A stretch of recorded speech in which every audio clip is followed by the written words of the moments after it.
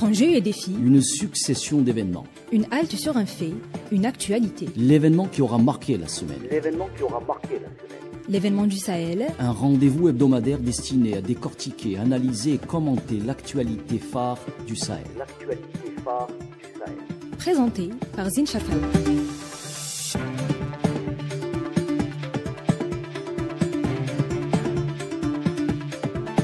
Bonjour chers amis auditrices et auditeurs d'Ifriqiya FM, nous sommes le jeudi 19 septembre 2024, bienvenue dans l'événement du Sahel, une émission hebdomadaire de 26 minutes destinée à analyser, commenter et débattre des événements phares qui ont marqué la semaine de la région.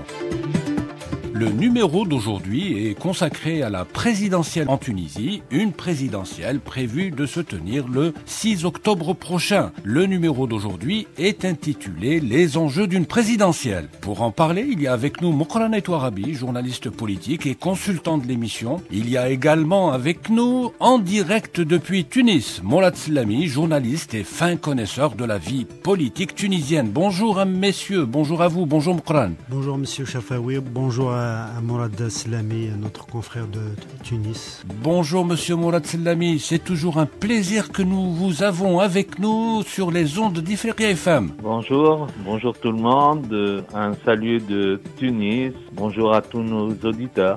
Bonjour à vous et à travers vous, nous saluons toutes les consoeurs et tous les confrères tunisiens. Merci d'être avec nous Mourad Slami.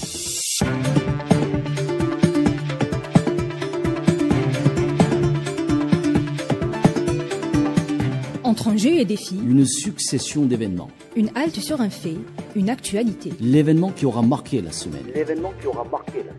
L'événement du Sahel. Un rendez-vous hebdomadaire destiné à décortiquer, analyser et commenter l'actualité phare du Sahel. Présenté par Zine Chafaoui.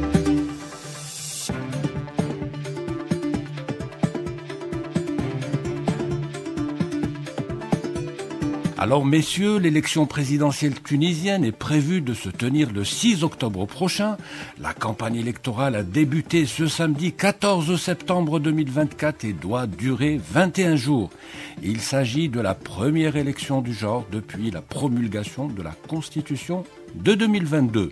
Alors, 3 candidats sont en lice à ce scrutin présidentiel. Il s'agit du président sortant Kais Saïd, qui brigue un second mandat. Il y a également Yachi Zamel, secrétaire général du mouvement Azimoun, et qui est en détention pour falsification de parrainage. Il y a également, et enfin, Zoher Marzaoui, secrétaire général du mouvement Chab. Le chemin vers l'élection n'a pas été facile pour les postulants à la présidentielle. Alors, en Tunisie, les personnes souhaitant se présenter à une élection présidentielle doivent recueillir 10 parrainages de membres du Parlement ou 40 parrainages de responsables de conseils locaux, régionaux ou municipaux. Ils peuvent aussi réunir 10 000 parrainages de citoyens dans 10 circonscriptions électorales. Le nombre des électeurs concernés par le scrutin est un peu plus de 9 millions d'électeurs. L'annonce des résultats du premier tour est prévue dans un délai ne dépassant pas le 9 octobre 2024. Alors, monsieur Mourad Slami, je vous réserve ma première question. Je rappelle que vous êtes en direct depuis Tunis et que vous êtes un journaliste politique, éditorialiste et connaisseur de la vie politique en Tunisie. Alors, la campagne pour la présidentielle a commencé le 14 septembre. Nous sommes pratiquement au 6e jour de la campagne. Alors, qui peut mieux que vous peut nous dire dans quelle ambiance elle se déroule, cette campagne? Mourad Slami. Bonjour à tous et à toutes. La campagne se déroule dans une ambiance, le qualificatif de cette ambiance dépend de l'angle sous lequel on va la regarder. Si sous lequel du Tunisien lambda, c'est une ambiance sereine, habituelle, c'est la Tunisie que tout le monde connaît. Sous l'angle des politiques que nous sommes, c'est une ambiance tendue du moment qu'il y a plusieurs candidats qui ont été écartés par l'ISI et empêchés de concourir pour les élections pour des raisons diverses. La classe politique, disons une partie de la classe politique, considère que la Tunisie ne vit pas dans un paysage démocratique habituel susceptible de garantir la transparence de cette cette élection. Oui, donc Toutefois, les avis sont partagés sur cette campagne présidentielle. Exactement. Toutefois, je tiens à faire une petite remarque tirée du débat entre Trump et Harris. Oui, je vous en prie. Oui, des élections américaines. Oui. Lors du débat Trump-Harris, les modérateurs ont intervenu à 2 reprises pour corriger des propos avancés par Trump. Très souvent, Trump est connu pour donner de faux éléments. Exactement. Oui. En Tunisie, le paysage politique et le paysage des médias a été caractérisé durant cette dernière décennie par une avalanche de propos pareils. De fausses nouvelles. De fausses nouvelles, sans pour autant que le modérateur intervienne pour dire ça c'est faux. Donc, le prototype américain nous indique déjà un modèle qu'il faut adopter dans toutes les démocraties qui se respectent dans le monde. Les journalistes tunisiens, une bonne majorité des journalistes tunisiens disent lorsqu'un expert avance un chiffre et il est responsable de son chiffre. Bien sûr. Or, je considère que le journaliste est censé bien préparer son dossier de façon à ce que si le chiffre soit aberrant, comme pour le cas de Trump concernant les migrants, oui. Il n'a qu'à l'arrêter et lui dire non. J'ai cité cet exemple pour dire que l'évaluation de la situation politique en Tunisie vient essentiellement de l'évaluation de cette décennie à la limite chaos. Tout le monde peut dire ce qu'il veut sur tous les plateaux, etc. Oui. La dernière année a été caractérisée par un contrôle plus strict des propos. L'État a cherché à faire réinstaller un minimum de respect et de responsabilité. Et de responsabilité dans la vie politique et médiatique. Oui. Je pense que c'est la raison pour laquelle un bon nombre de gens sont mécontents en ce moment. Voilà, sont mécontents parce que ils sont sortis de moi je l'appelle chaos, eux ils l'appellent démocratie, moi je l'appelle chaos, et l'État essaie de responsabiliser les médias. Bon, je comprends que cette logique de responsabilisation peut prêter à contrôler davantage, un peu d'aspect strict dans le contrôle. Oui. Tout ça peut prêter, c'est vrai, à dérapage, mais... Mourad Sellami, mais au-delà de ce débat-là, la campagne en Tunisie se déroule normalement. Les gens battent campagne, il y a des meetings, il y a des débats, et les choses se déroulent normalement en ce moment. Plus encore, la semaine dernière, le week-end dernier, en effet, le jour du début du lancement de la campagne électorale... Oui, c'était le 14 septembre, samedi. Oui, il y a eu une manifestation de l'opposition dans les rues de Tunis. Un petit millier de manifestants a scandé, a lancé des slogans anti-pouvoir, etc.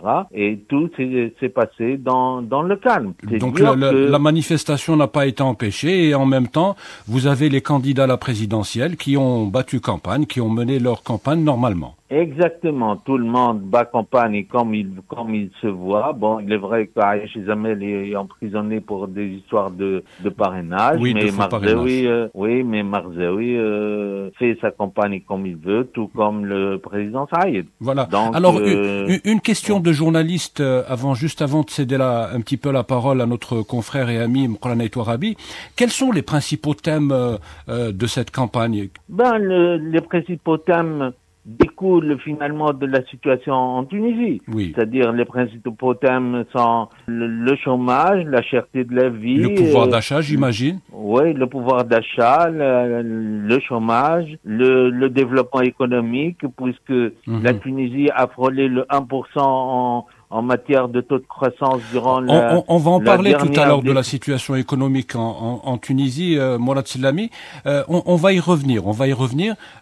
Merci d'abord pour ces éclaircissements, tous ces éclaircissements que vous venez de nous donner sur l'ambiance un peu qui règne actuellement à la fois dans la capitale Tunis, mais aussi dans l'ensemble du pays. On va y revenir sur la situation économique. Entre-temps, je vous reprends la parole, Mourad Sellami, et je vais la donner à Mourad Moukhran et Touarabi, pour nous en dire un peu plus, un peu sur les trois candidats qui sont en lice dans cette présidentielle. Alors, le président Kais Saïed, nous le connaissons, il est là depuis 2019. Et il a été élu au second tour en 2019 avec une très large majorité. Si mes chiffres sont bons, je crois qu'il était pas très loin des 56-58%.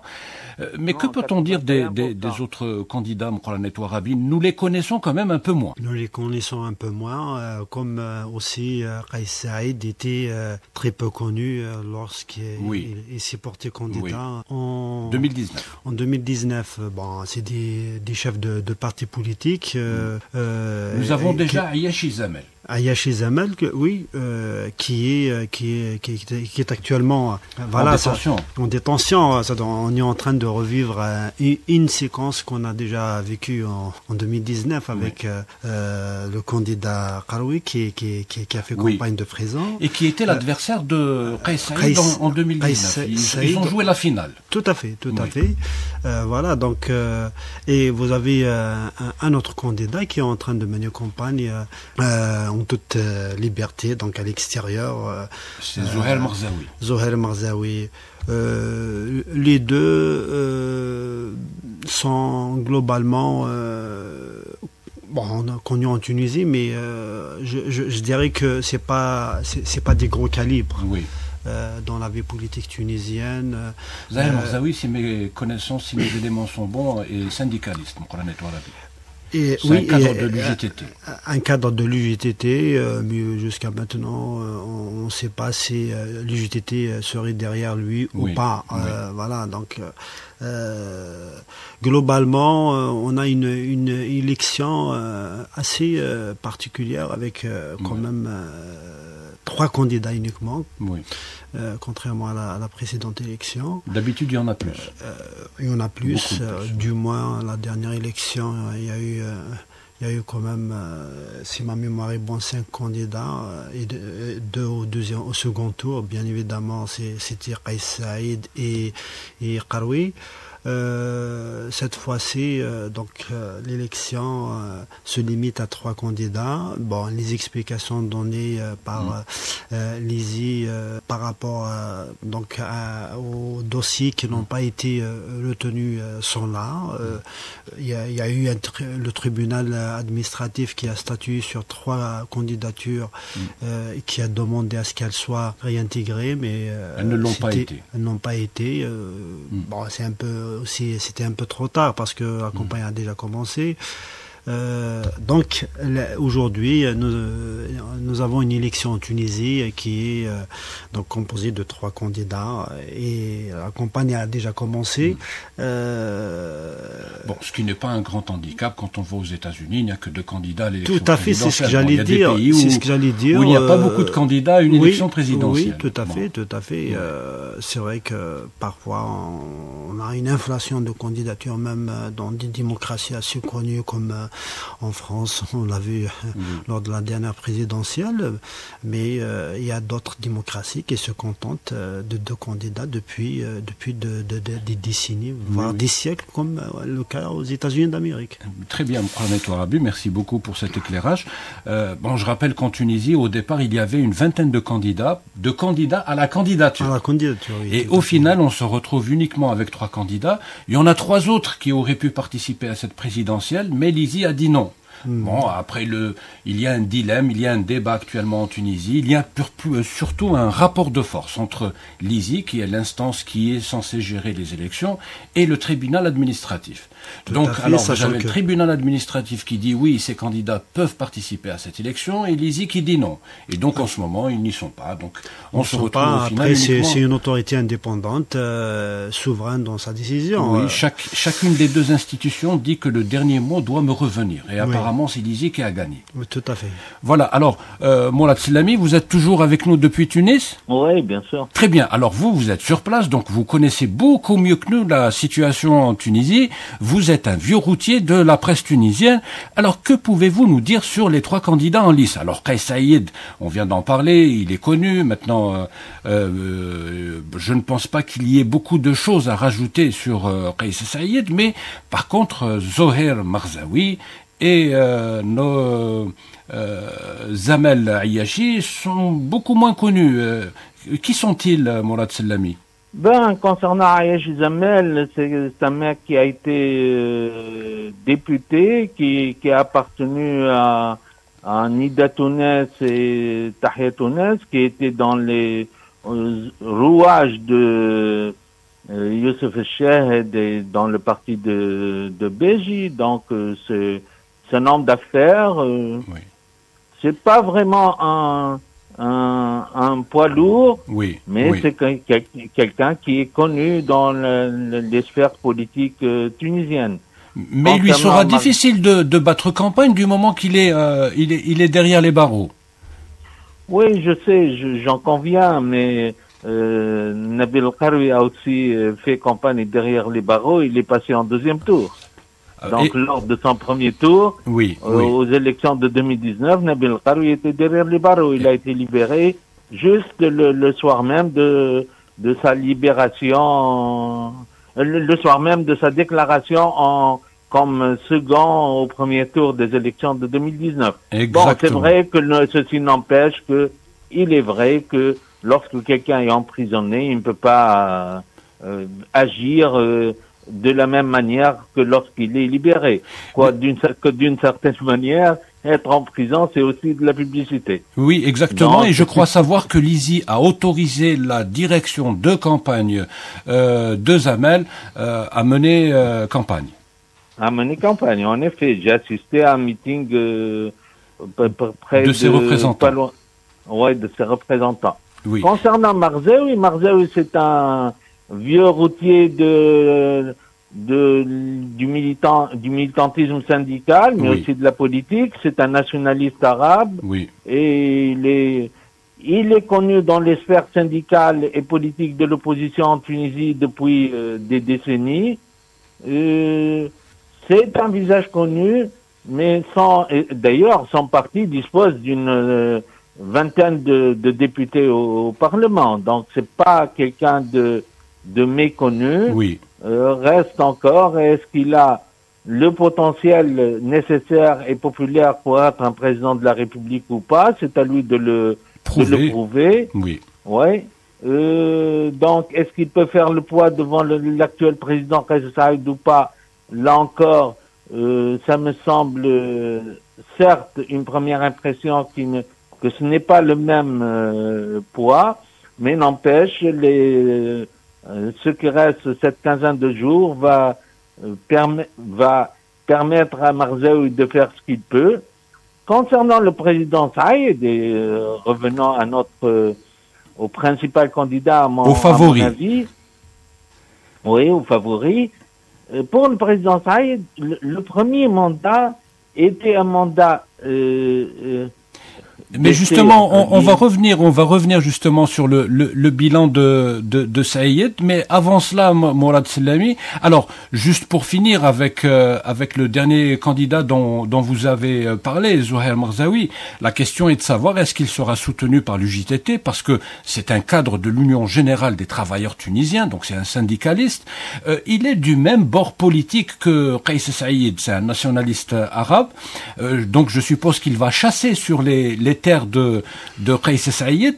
Est-ce que vous pensez qu'il aura le soutien des syndicalistes, vous qui connaissez bien la situation politique en Tunisie? L'UGTT, de tout temps, n'a jamais soutenu un candidat.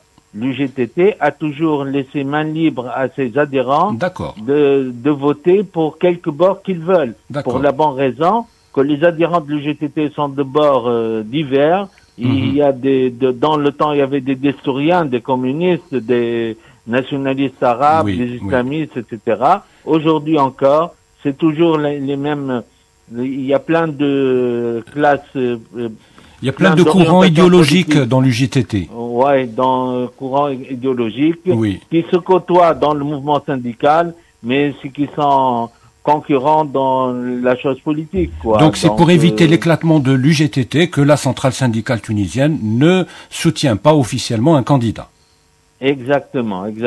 Sur le plan de soutien, il n'y a pas de position ouverte de l'UGTT, quoique l'UGTT a déclaré qu'elle aurait préféré qu'il y ait respect de la décision du tribunal administratif, mais sur le plan position politique, il n'y a pas de position politique.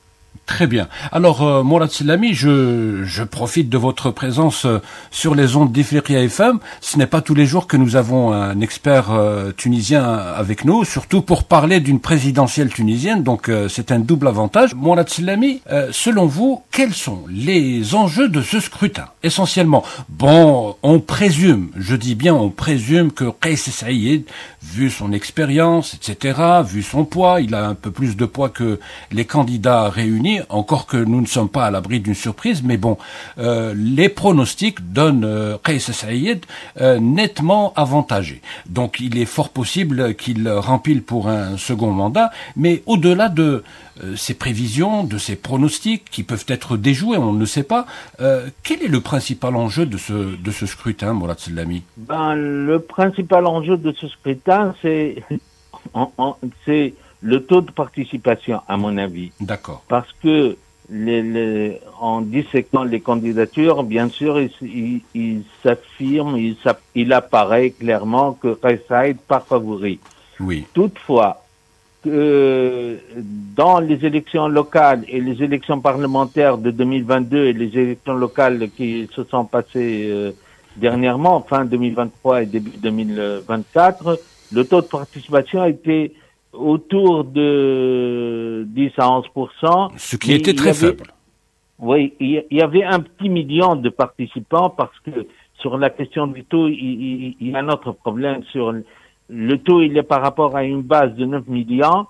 Or, les Tunisiens qui ont voté en 2019 étaient 7 millions seulement. C'est une autre équation. Mm-hmm. Mais n'empêche, il y avait 1 million de participants pour les élections locales et législatives, oui, alors qu'il y avait près de 3 millions, aussi bien pour la Constitution en 2022, c'est-à-dire le 25 juillet 2022 pour l'adoption de la Constitution, oui, il y avait 2 700 000 et quelques, près de 3 millions, et pour les élections de 2019 aussi, il y avait 2 800 000. Oui. C'est-à-dire c'est le même nombre.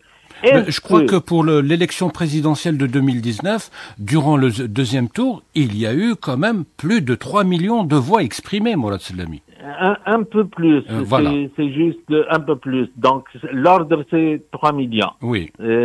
Donc, et pour la Constitution, le référendum de la Constitution, il y avait 2 700 000. Donc, oui, on était dans des ordres comparatifs. Oui. Par contre, le million des élections locales et le million des élections législatives, c'est quand même le tiers des participants, aussi bien pour le référendum de la Constitution que pour les élections de 2019. Oui. Donc, l'enjeu, c'est de savoir...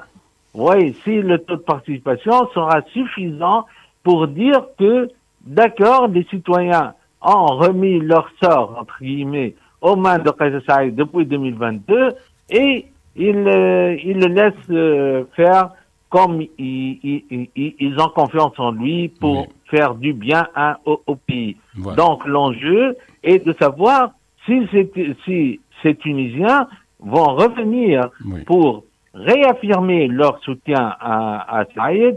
Donc, j'imagine que, d'accord, les Tunisiens sont plutôt des présidentialistes. Ils veulent des élections présidentielles, c'est le plus important pour eux. Oui. Donc, ils le confirment en venant aux urnes. Voilà. Donc, le principal enjeu, c'est le taux de participation. Merci Côté beaucoup. Saïd, Oui. juste un petit détail, une petite partie concernant le Saïd lui-même, le président Saïd lui-même. Oui. Ben, c'est à lui ici. Le dernier mandat était un mandat plutôt d'essai. Il y avait beaucoup de turbulences On va revenir sur le bilan de. On a encore une question sur le bilan de Kais Saïd.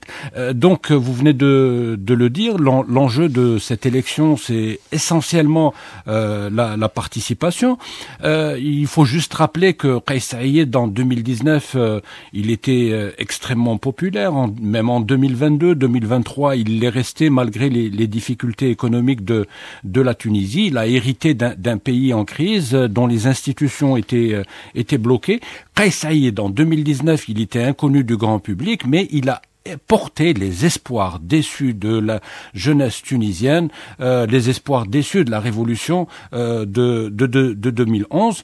Alors, Kais Saïd, contrairement à ce que peuvent dire certains médias mainstream occidentaux, Kais Saïd, c'est un peu, il incarne l'homme intègre, il incarne la droiture, il incarne la justice. Donc bon, il reste quand même assez populaire, mais effectivement, cette élection pourrait être soit le désavouer ou encore le porter au pinacle, comme on pourrait éventuellement le dire. Donc, Moukhlana Touarabi, il y a une question qui me taraude depuis le début de l'émission. Alors, nous l'aurons remarqué, dans cette élection présidentielle, il n'y a pas d'islamistes. Nahda n'est pas représenté et, à ma connaissance, les deux candidats en lice ou les adversaires de Kais Saïd ne sont pas islamistes. Alors, l'un est syndicaliste, panarabiste, nationaliste arabe, l'autre est homme d'affaires mais beaucoup plus laïque. À votre avis, est-ce que les islamistes vont voter en faveur de l'un des trois candidats ou bien resteront-ils sur la réserve, sachant que leur leader actuellement est incarcéré? Il est difficile de répondre à cette question. Si on parle des militants d'Ennahda, je pense il y a un grand risque qu'ils n'aillent pas justement voter. En tout cas, ils ne voteront pas pour Kais Saïd. Tout à fait. Je ne sais pas quelle stratégie adopterait justement la direction d'Ennahda aujourd'hui. Est-ce qu'elle va donner des consignes pour voter contre Kais Saïd ou carrément ne pas voter? Slami a bien souligné que l'enjeu c'est la participation. Je pense que le parti Ennahda voudrait justement voir cette élection se dérouler avec un taux de participation faible, voilà, pour ravigorer un peu sa base militante. Mais voilà, donc on peut se contenter de ça, mais il est difficile de faire des projections sur le vote islamiste en Tunisie aujourd'hui. Oui. Voilà. Merci beaucoup, Moukhlana Touarabi. Alors, il nous reste, mais vraiment, Mourad Selami, il nous reste une petite minute et nous allons terminer avec vous, avec une question à laquelle vous allez essayer, s'il vous plaît, de répondre assez rapidement parce que le temps qui nous est imparti est dépassé. Alors, le candidat Kais Saïd qui vient de passer 5 années au pouvoir. Alors, pensez-vous que son bilan jouera en sa faveur ou en sa défaveur? Le public considère que le premier mandat de Kais Saïd était un mandat voué plutôt à installer sa présidence parce qu'il y a eu beaucoup de remous, beaucoup de tractations politiques, le changement de 2021 du régime, la constitution de 2022. Donc, pour le public, pour le grand public, on n'a pas permis à Kais Saïd de travailler comme il veut. Oui.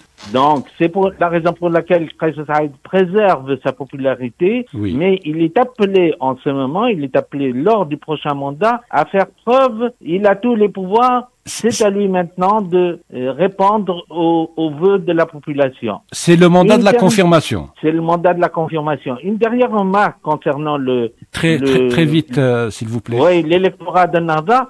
J'ai remarqué que le public d'Ennahda en 2011 était 1,5 million. Oui. En 2011, c'est ça. En 2014, oui, il était 900 000 et en 2019, il était 450 000. Donc il baisse au fil des années. Il baisse au fil des années. Donc, et puis, Kais Saïd est un musulman pieux, tout le monde le voit faire ses prières, etc. Donc je ne pense pas que cela va affecter l'électorat de Saïd. Merci beaucoup. Juste par rapport au bilan économique de Saïd, les choses se sont quand même quelque peu améliorées ces derniers temps, donc ça pourrait éventuellement jouer en sa faveur. Donc c'était le mot de la fin. Merci messieurs d'avoir répondu favorablement à notre invitation. Merci Mourad Sellami. Je rappelle que vous étiez en direct depuis Tunis. J'espère que nous vous aurons avec nous lors de notre prochaine émission. Merci Moukhala Naïtou Arabi, alors journaliste, consultant de l'émission. Alors c'était, vous l'aurez compris, chers amis auditeurs et auditrices, nous arrivons au terme de cette émission. Nous vous donnons rendez-vous la semaine prochaine, même jour, même heure, pour un nouveau numéro de l'événement du Sahel. En attendant, vous pouvez continuer à nous écouter sur Internet. Pour cela, il vous suffit simplement de télécharger notre application sur Play Store. Je rappelle que cette émission a été préparée et présentée par Sin Cherfaoui. Elle a été réalisée par Hassiba. À la console technique, il y avait Linda. Bonne écoute avec la suite des programmes d'Ifriqiya FM, la voix de l'Afrique. Au revoir.